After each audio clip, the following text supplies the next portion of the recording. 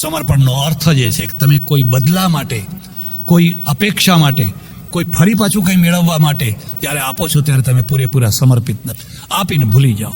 મારે કચ્છમાં એકવાર જવાનું થયેલું અને એક ગામ ત્યાં સમૂહ લગ્ન દર વર્ષે થાય છે, મને ખ્યાલથી દયા પર એવું નામ હતું, અને 350 લગ્ન થયેલા, 350. 3 દિવસ સુધી જમણવાર, એક દિવસ નહીં, એક જ ટંક નહીં, 3 દિવસ સુધી.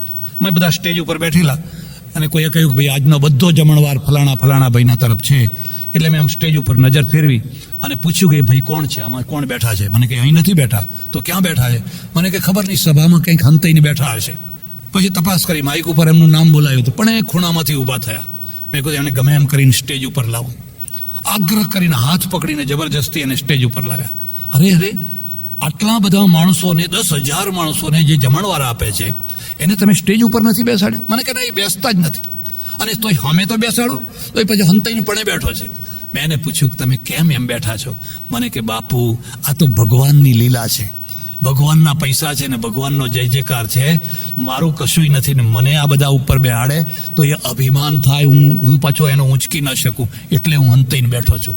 ઓહો, મેં કે આ ખરો સંત આ છે. જો આ ખરો સંત આ છે કે આટલું મોટું સમર્પણ કરે છે પણ એને પ્રતિષ્ઠા કે પ્રદર્શનની જરાય અપેક્ષા નથી. એટલે જ્યારે સમાજ છે એ સમાજમાં એક સમાજ બનવાનો થાય એટલે પહેલાં એમાં આત્મીયતા થાય, પછી એમાં સમર્પિત આવે.